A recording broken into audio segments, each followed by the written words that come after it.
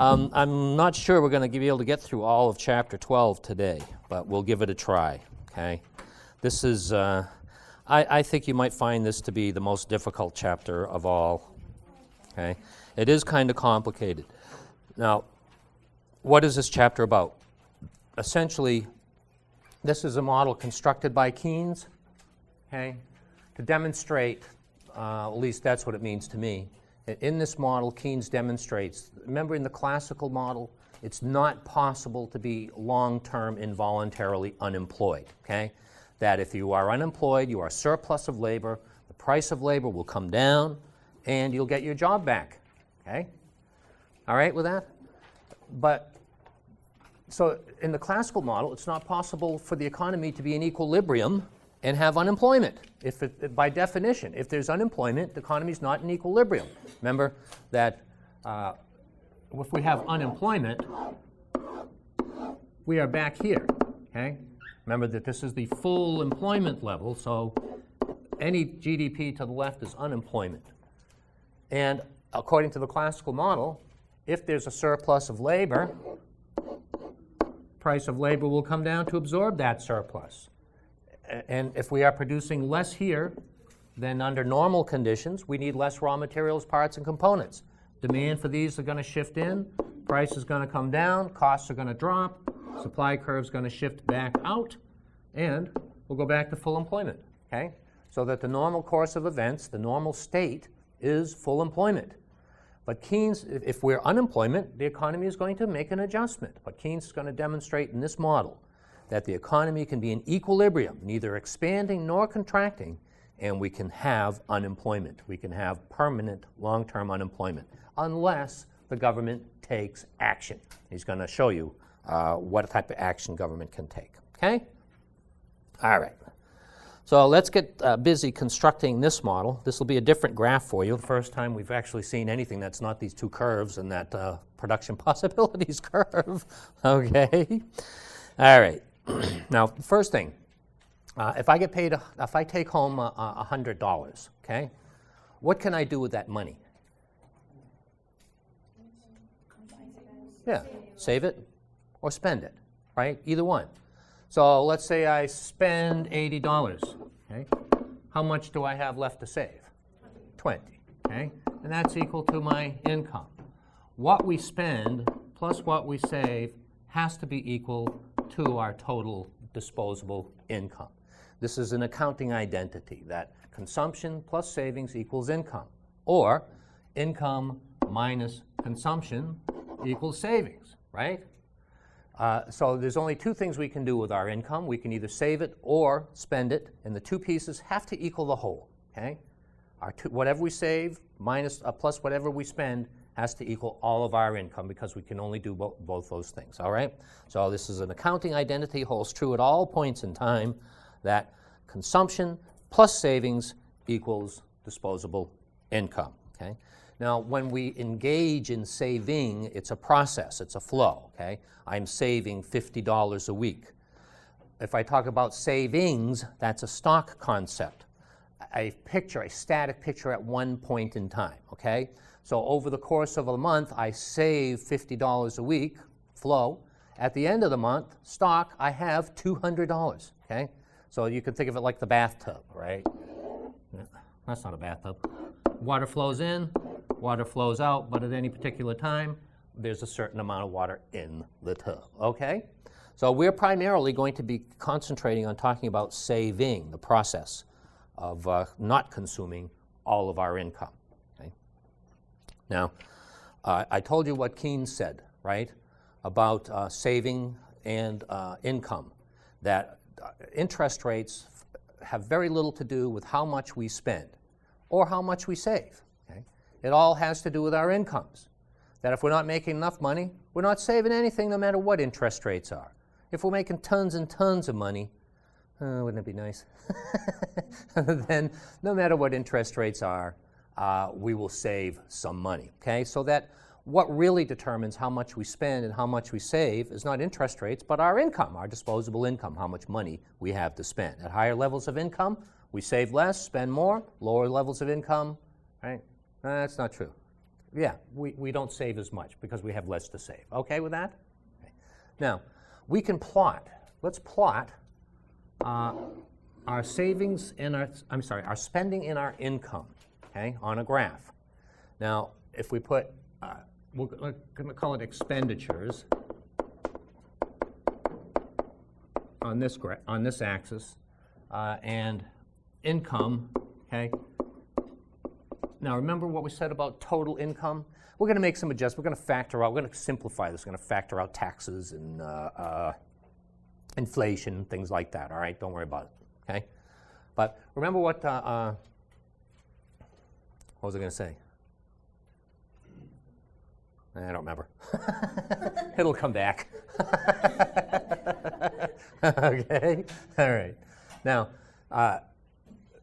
if we spend all of our income, okay, that if we earn 50 and we spend 50, we'll be here. If we earn 100 and we spend 100, we'll be here. And then if we earn and spend 150, we'll be here, okay? So what we can do is draw a line here. And every point on this line, income and spending are equal, okay? This is called the 45-degree line. Why? Because it bisects this 90-degree angle into two 45-degree angles, okay?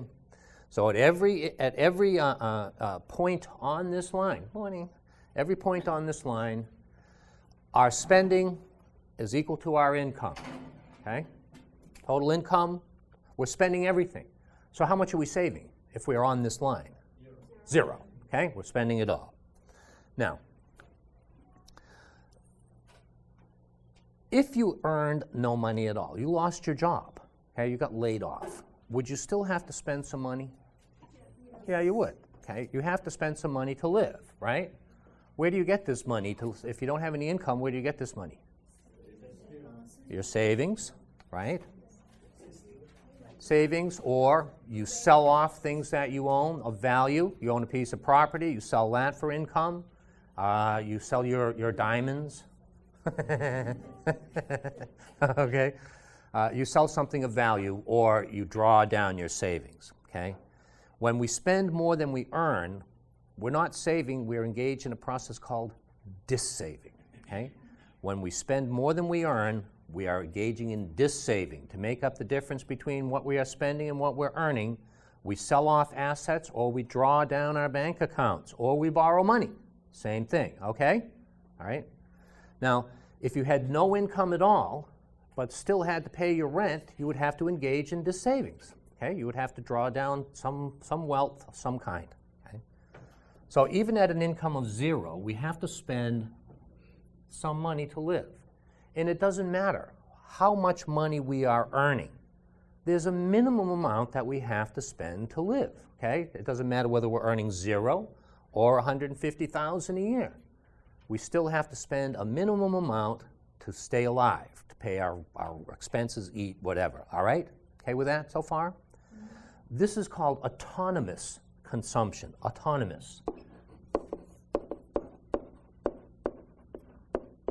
Meaning independent. It is autonomous of our income. It doesn't matter what our income is. We've got to spend, no matter who we are, $50. Okay? All right. Now, as our incomes rise, so does our spending. Okay? But it rises at a slower rate, and we're going to see that. All right? Okay. That as our incomes rise, when we are back here, we're engaging in dissaving. Okay? I'll draw this line first. I'm going to draw a line that plots our spending as a portion of our income, okay? That plots our spending as a portion of our income. We have no income, we got to spend something, all right? As our incomes rise, so does our spending, but it rises at a slower rate. We're going to see why that's so, all right? So as our incomes rise, when we are back here, we are engaging in dissavings. Let me try to make that clearer.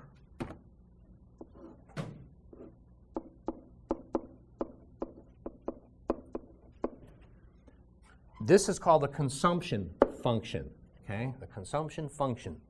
It plots our spending as a portion of our income. Okay? Now, if we spent all of our income and at incomes of 0, we didn't spend anything, then it would track that same 45-degree line. But remember, at an income of 0, we've got to spend something. Up until at some point, we begin to break even. Okay? Our spending and our income are equal. Then, as our incomes rise higher than that, now we can begin to not spend all of our income. When we're not earning enough money from here back, okay, from here back, we're spending more than what we're earning. We're engaging in dis-saving. At some point, we break even. Now we're spending everything. We're not engaging in dis-saving anymore, but we're not saving anything either. And then as our incomes rise beyond that, now we can begin to engage in saving, okay? Now remember, if we spent everything, 150, we would be up here on this line at 150, okay? So the difference between what we are earning and what we are spending is our saving. And how much would that be? That would be 50, okay? We're earning 150, but here's where the consumption line, we'll say it's 100. Okay, so the difference between these two is what we're saving, just like the difference between this line. If we're earning only 50, well, never mind that. If we're earning 0, then we're dis-saving 50, okay? All right with this so far? All right? Okay. Now,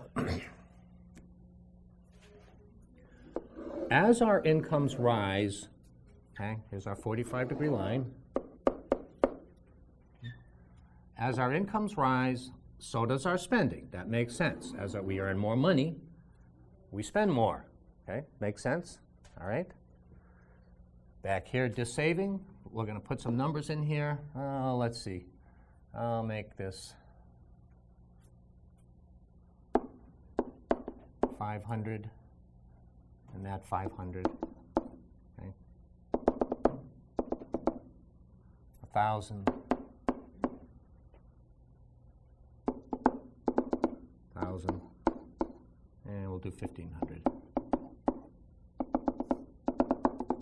That's not very good. Oops, I'm doing it wrong, that's why. 1,500. Get rid of this line.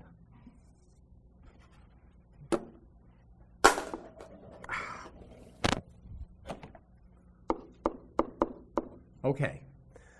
Now, that portion of our income that we spend, okay, is called our average propensity to consume. Okay? Propensity, inclination, intention. On average, we have an intention to consume this portion of our income. Okay? Now, by the way, he talks about planned spending, planned expenditures, planned saving. Me, I just delete planned out of my mind. It just makes much more sense if we just talk about real spending, real saving, real consumption, okay? All right? So, as our incomes rise, this is what we said in the very beginning, right? In the beginning, we're not making enough money. We spend more than what we earn. At some point, we break even. We spend all of what we earn, but we don't dis-save, or we don't save either. And then as our incomes rise, now we can begin to save some money. We're more than covering our expenses, okay?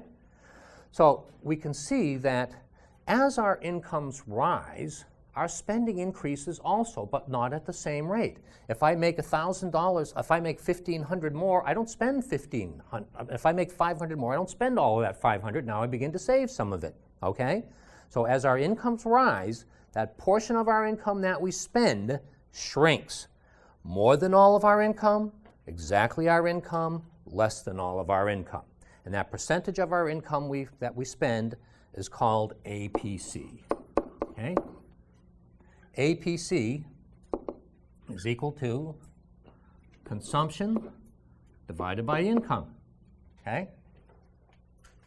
All right with that? Okay.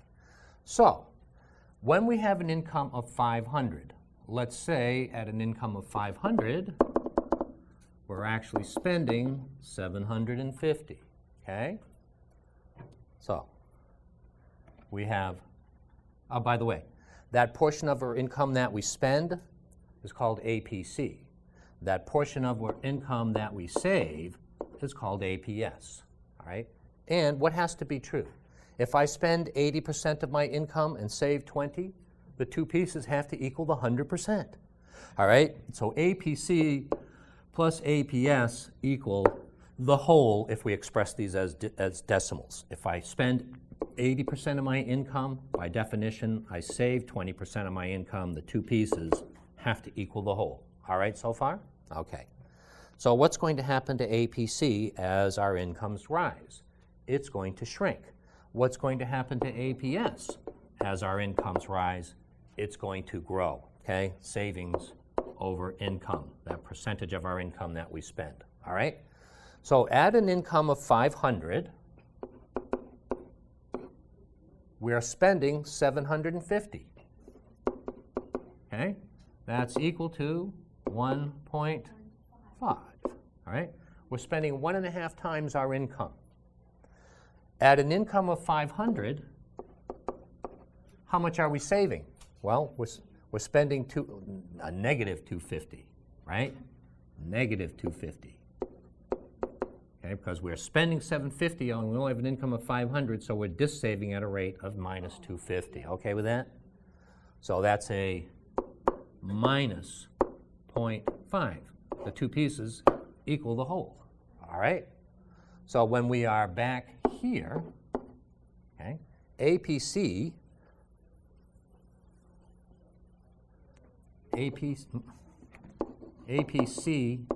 is greater than 1 and APS is less than 0, or if you prefer, it's negative. Okay? You ready there? Okay. All right so far? Okay. Now, what happens here at break even? We are spending 1,000. We are earning 1,000. APC is 1. How much are we saving? 0. Over 1,000 equals 0. The two pieces equal the whole. So when we get at break even, okay, here, now APC is equal to 1 and APS is equal to 0. Okay. Now what happens out here when we get out here? At an income of 1,500, if we were spending it all, we would be up here on the 45-degree line, but we're here and we'll say that's at 1,250. Okay? So our spending, 1,250, divided by our total income, 1,500, that's 5/6, right? We're spending 5 out of every $6 we earn. Okay? So what's how much we are saving? We're saving 250 out of our income of 1,500. That's equal to 1/6. The two pieces equal the whole. Okay? So what's happened to APC now? APC now is less than 1. We're consuming less than all of our income. And now APS, is now greater than 0, or it's positive. Okay? All right with that? Okay. So as our incomes rise, consumption function, 45-degree line, as our incomes rise, so does our spending. Okay? When we're at 500, we're spending 750. When we jump up to 1,000, now we're spending 1,000. When we go up to 1,500, now we're spending 1,250. So as our incomes rise, our spending does increase. However, it doesn't go up by as much as the increase in our income. Okay, so as our income rises, so does our spending, but at a slower rate. Spending more than all of our income, exactly our income, less than all of our income. So what happens to savings? It goes from negative to 0 to positive. In fact, if I put in the savings function,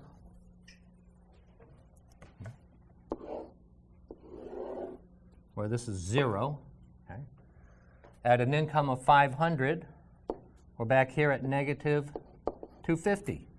Okay?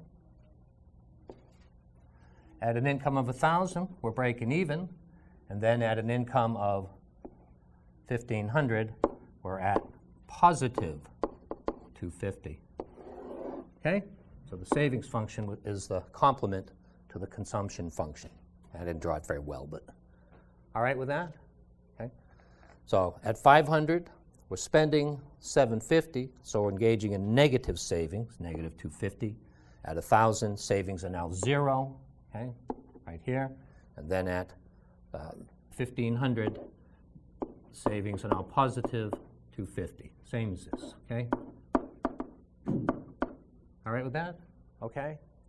Now,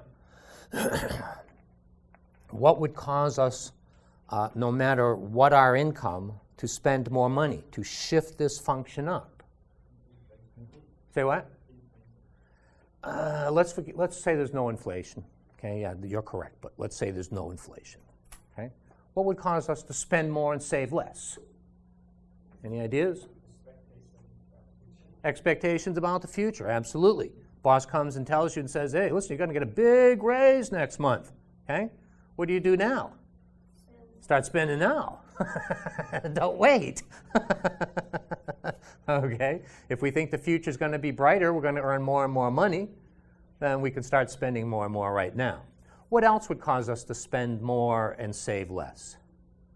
What if I won $10 million in the lottery? Now would I be concerned about saving my income? No. As our wealth increases, we tend to save less, spend more of our income. So let's say that the stock market rises so that everybody's getting richer, right?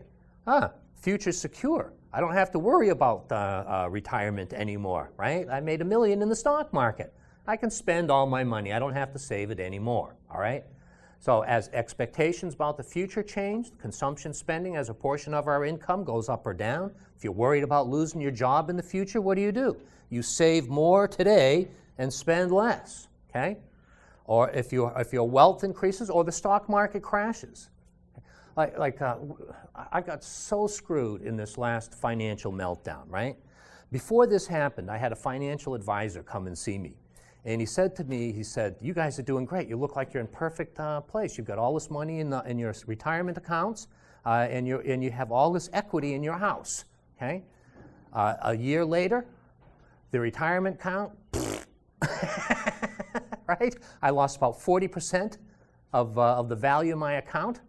And I went from being $100,000 in the black in my house, right, in the positive, to $50,000 in the red, okay? So I lost everything. I had no more savings anymore. What am I going to do? Am I going to continue to spend at the same rate and save at the same rate? No, I'm not, okay? So as our wealth changes, so does our consumption and spending pattern, all right? Okay, so because it was invested in mutual funds in the stock market and bonds and things like that. When everything, those markets went down the tubes, so did mine. Huh? Yeah, exactly. And this happened, this is the second time this has happened to me. When 9/11 happened, same thing happened. I lost about 40% of my savings, right? Went down the tubes. You know, I was never going to retire.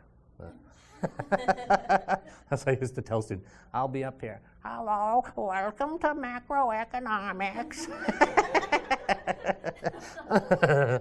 If I'm still here. All right. Let's see, what else do we need to talk about? Now, I wonder if I should just continue constructing this model. I think I will. Break-even point. A break-even point. All right.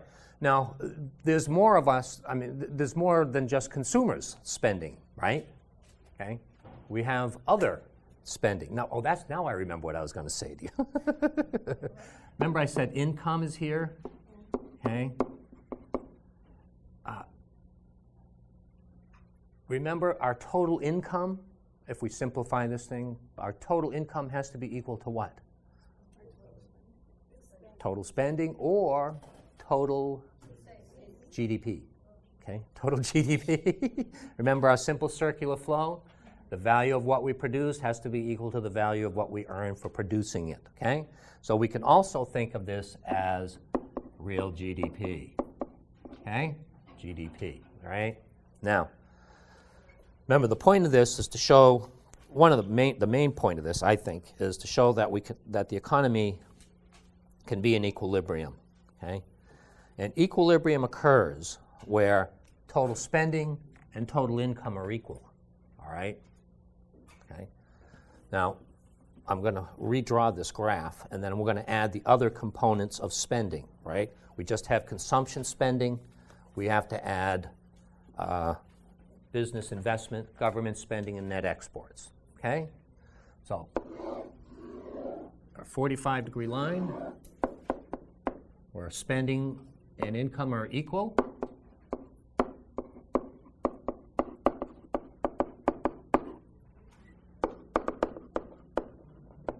Expenditures, this is autonomous consumption, okay, independent of our incomes.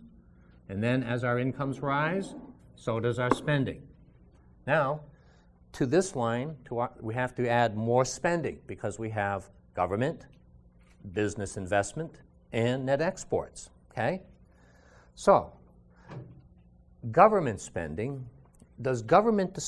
our spending depends upon our income, right? How much we spend and how much we save depends upon our income. Does government spending depend upon their income? No. Whatever they decide to spend, they're going to spend, and if they don't have enough money, they will borrow it, okay, or raise taxes, all right?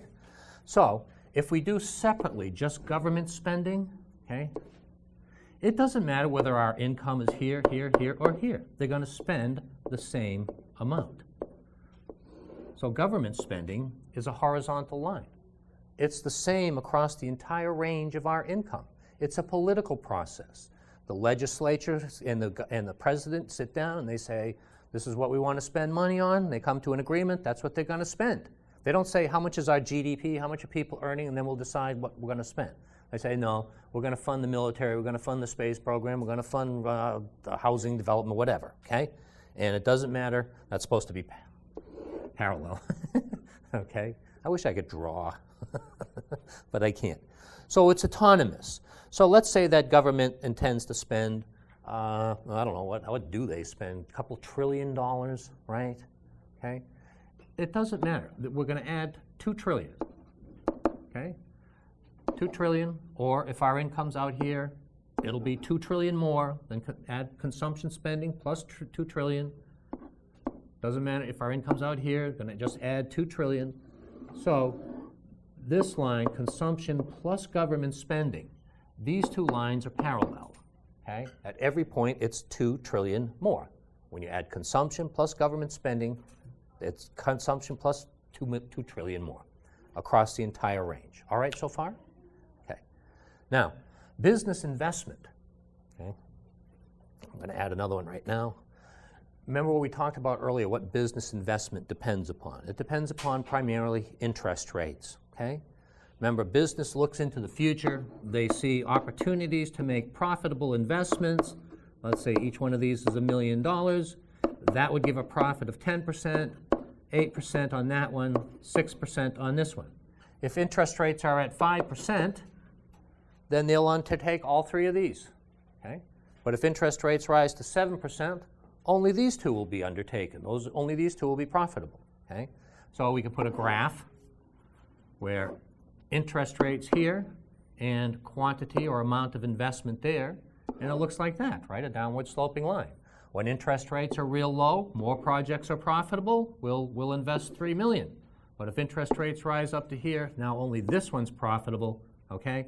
Let's say at 9%, now they'll only invest $1 trillion or $1 billion or whatever, all right? Okay so far? So how much business invests depends upon what they see the future to be, right?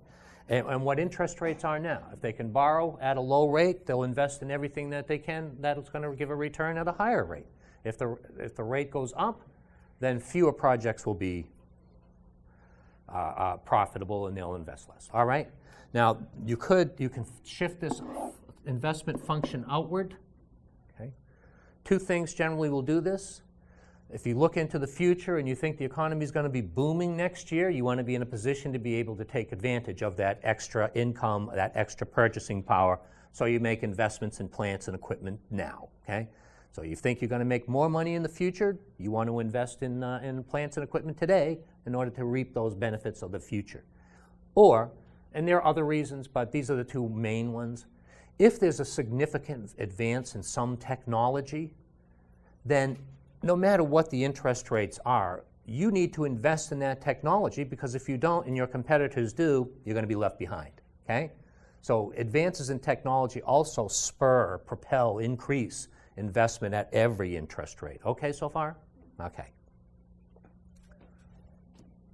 Now, if we add business investment, it's also autonomous. It doesn't matter. Business looks into the future, it checks interest rates, says, yeah, we can make a lot if we invest $3 trillion. And it doesn't matter whether our incomes are here, here, or here. Business is going to invest $3 trillion, okay?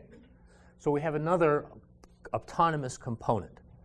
If we add business investment, $3 trillion, it's going to be $3 trillion whether our incomes are here, or out here. This is $3 trillion, this is $3 trillion, so we get another parallel line. All right? These lines are all parallel. It's supposed to be. Now, last piece, exports. Okay? Now, I don't like the way for simplification, we're going to assume that exports are autonomous. Okay? That how much we export doesn't depend upon our incomes, it depends upon incomes in other countries. If they're doing well in Europe, we'll export plenty. If they're not doing well, we'll export less. It has nothing to do with our national income. Now, that's not quite right. Okay? How much we export has nothing to do with our income, but how much we import certainly does. Okay? But we're going to just ignore that inconvenience and assume that exports are autonomous. That doesn't matter what our incomes are. It depends on what's happening outside of the country, and it's going to be the same. If things are well in the rest of the world, we're going to export $3 trillion worth of goods, whether we're here or here or here or here. Doesn't matter, okay? So if we add net exports of another 2 or 3 trillion, whatever, actually, for the United States, okay, if we're adding net exports, what's going to happen? Where is this line going to be? It's actually going to come down, because remember, net exports are a negative, okay? So we would actually drop down, but we're going to assume that they're positive, right, that we actually have a trade surplus. So when we add net exports, now this is where equilibrium occurs in the economy at a real GDP of 15 trillion or whatever, okay? Here we are in balance, all right, so far? Okay, I'm going to put up another one of these. This time I'm just going to put in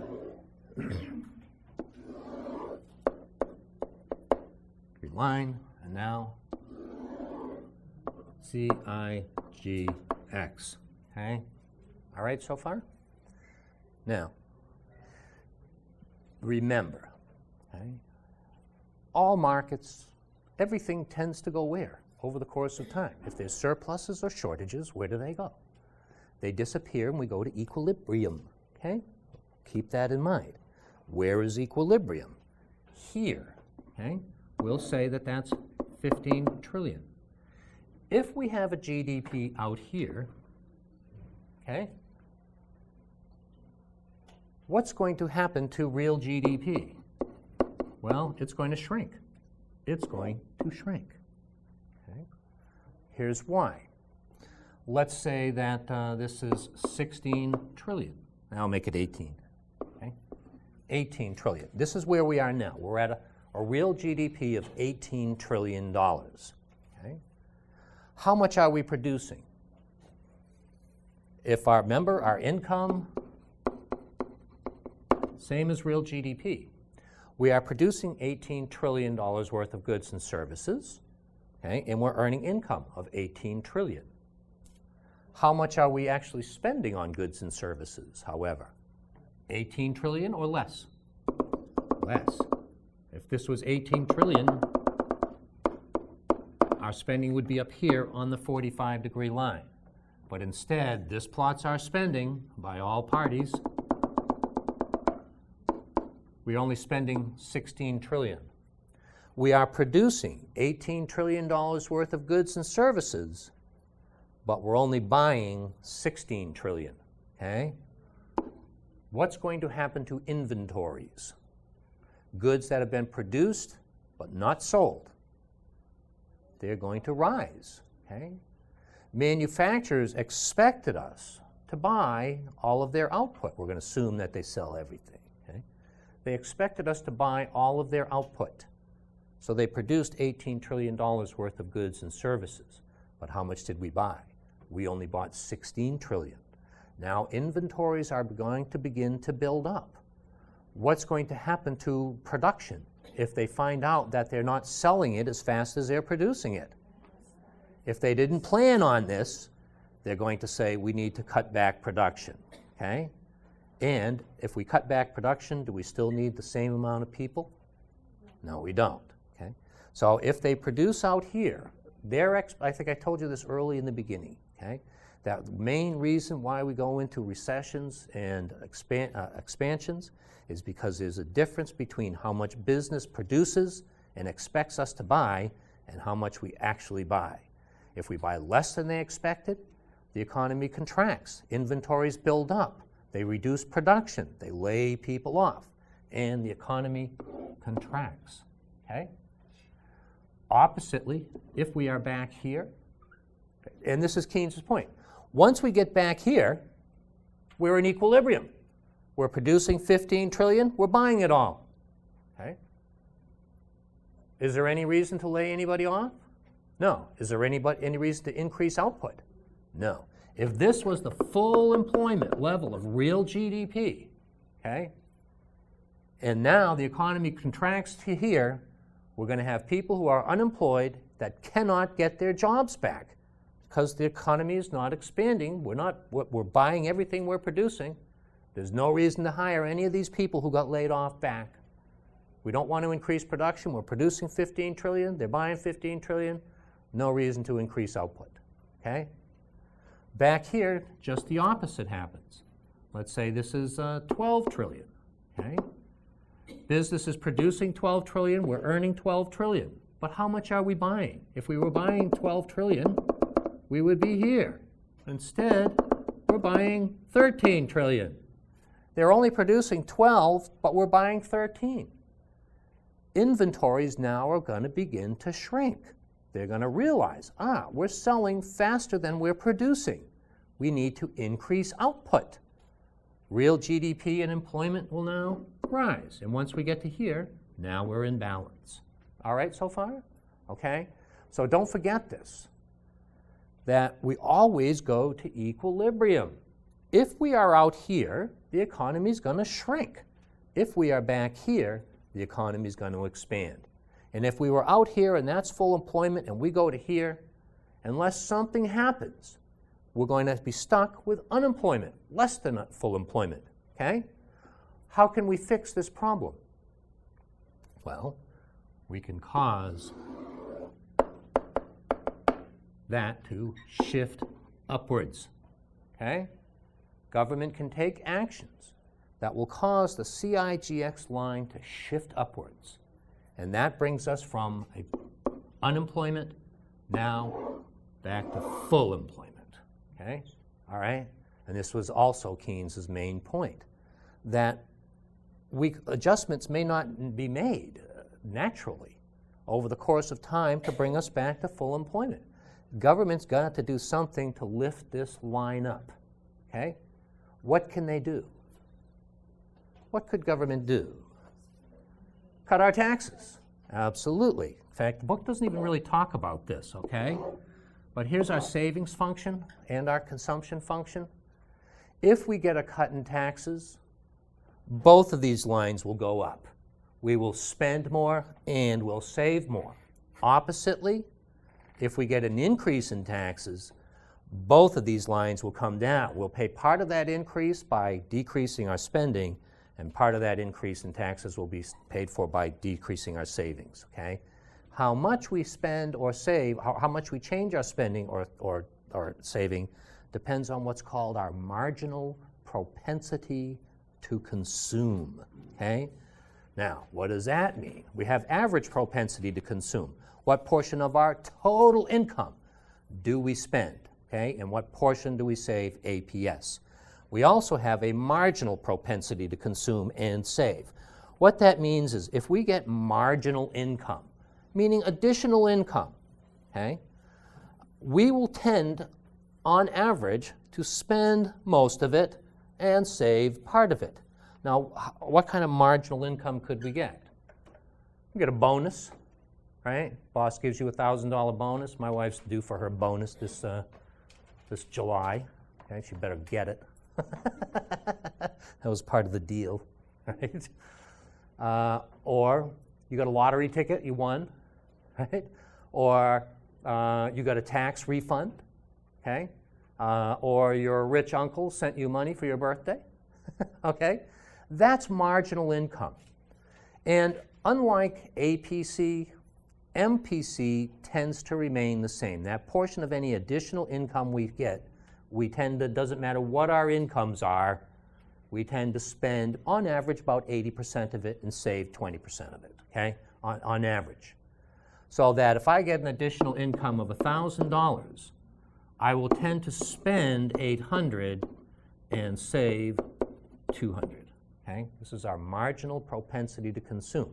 And it's what portion of our total income, MPC, equals the change in spending divided by the change in income. What portion of any additional income do I spend, all right?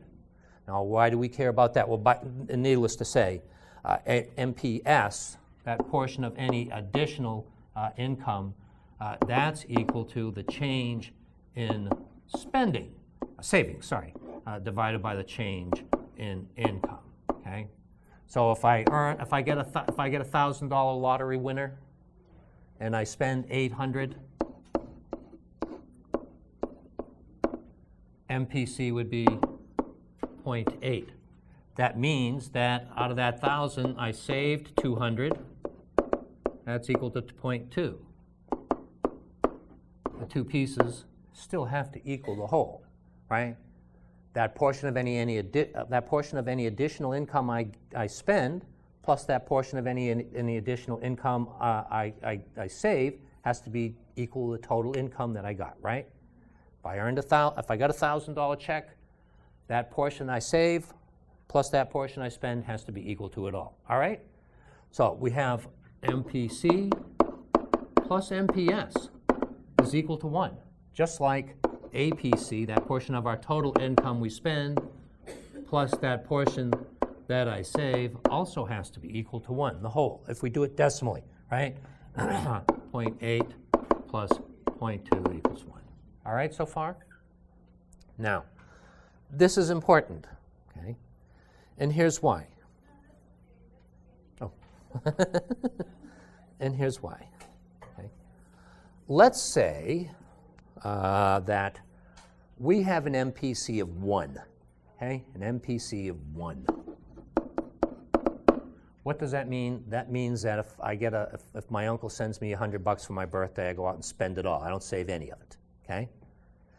Now, let's assume that transactions occur at the speed of light, or faster, infinitely fast, all right? And anybody who gets income will spend it again, in whole or in part. So let's say that I get a $1,000 check, okay? And I spend $1,000 on Pauline. We all have an MPC of 1, meaning we don't save anything, we spend any money we get, okay? Pauline gets the money, spends it on Diana. Diana gets the money, spends it on Julio. And it goes around and around and around the room, around and around the room, around and around the room, around and around the room, because it's moving at infinite speed, okay? How much would total spending go up by if we all spent $1,000 instantaneously? As soon as we got it, it was gone. No, 1,000 on you, that's 1,000. You spend on Diana, that's another 1,000. Diana spends it on Julio, it's another 1,000, and so on around the room. Okay? How much would spending go up by? Infinite. It would go up infinitely. Okay? If we have an MPC of 1, then total spending would go up infinitely, assuming we can spend money at the speed of, or faster than the speed of light, okay? What if, however, we had an MPC of 0? I spent $1,000 on, well, let's say Pauline gets a check from the government for $1,000 and puts the whole thing in the bank, saves it. How much will spending go up by then? 0, okay? 0. So if MPC is somewhere between 0 and 1, spending will go up somewhere between 0 and an infinitely amount, okay? Let's take an example. Let's say we have an MPC of 0.5, meaning if I get $1, I spend 50 cents and save 50 cents, all right? So let's say I get $100, and I spend $100 on Pauline, all right? Or she gets a check for $100 bucks. She's going to spend 50 of it and save 50, okay? Whoever gets that 50, they're going to spend 25 and save 25. Whoever gets that 25 they spend is going to spend $12.50, save $12.50. The next person's going to save and spend 6.25. The next one, 3 and 1.25, and so on and so forth, okay? If I went down and I added up all of the total spending that occurs, it will be equal to 200 bucks. Okay? You can see that it's approaching that, 150, 175, 187, 193, 196, and so on. And if I did this all the way down, total spending would be $200, okay? Only $100 was spent originally, but because everybody who got part of that spent part of it, okay? And we added up all the total spending, we find that it's twice that. Okay? How do we know that? Well, we can do that, or we can use a nice little formula, okay? This is called the multiplier effect, okay? That an increase in spending by consumers, or an increase in government spending, or an increase in business investment, or an increase in exports will have multiple repercussions, multiple effects throughout the economy. That just because if I spend $100 on something, that's not the end of it. When you get that 100, you're going to spend part of it too. And whoever you spend that on is going to spend part of it again, right? Over and over and over again. To figure out what is the effect of the multiplier, we have a nice little formula. And remember, MPC plus MPS, that portion of any additional income that we get, we spend part of it and we save part of it. The two pieces have to equal the whole, okay? The formula for the multiplier is 1 over MPS, okay? So I said MPC was 0.5. What's MPS? Also 0.5. The two pieces have to equal the whole. 1 over 0.5, 2. The multiplier is 2. Okay? What if our MPC, oh, by the way, 1 over MPS, okay, is the same as if I subtract MPC from both sides. These two cancel out. We get MPS, of course, is also equal to 1 minus MPC. So the multiplier could also be expressed as 1 minus MPC, okay? So if MPC is 0.8, what's the multiplier? Well, what's MPS? 0.2. 1 over 0.2 equals 5. Okay? The multiplier will be 5.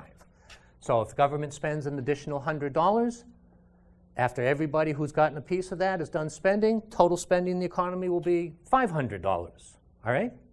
Okay? How about if MPC is 0.3? That's not a good one. We'll make it 0.67. Okay? Then what's MPS? 0.33. 1 divided by 0.33, 3.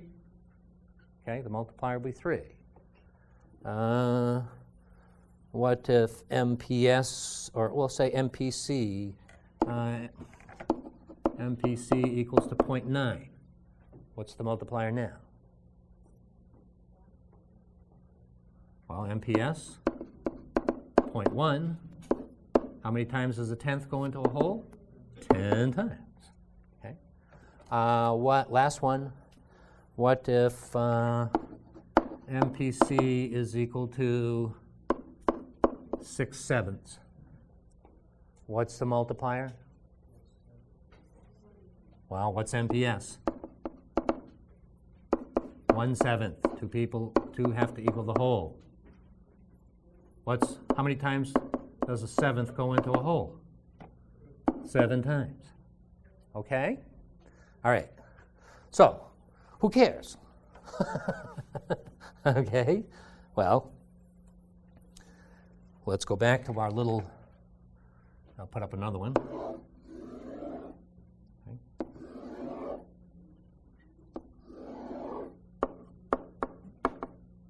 All right? And let's say that we are here, okay, we'll make it 1,000.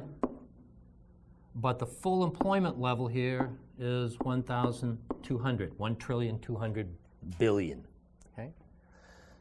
We are back here with unemployment. Full employment is out here. Does the government, let's say the government's the only entity that's going to increase its spending. Does the government need to increase its spending by $200 billion in the economy to move us from that GDP to that? No, it doesn't. If we have an MPC of 0.8, in order to, let's see, where would we need to be? Here. Okay, that's where we want to be. We want to go up here.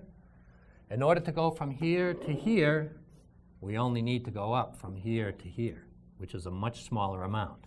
MPS is equal to 0.2. So what's the multiplier? 1 divided by 0.2 equals 5. So if government spends $40 billion more in the economy, okay, that we go from here to here, then real GDP will go up 5 times 40, will go up to by 200 billion. We will go from here to here, okay? That's because this is an upward sloping line like that, all right? So that when we go up the straight line, we're moving farther along this line, all right?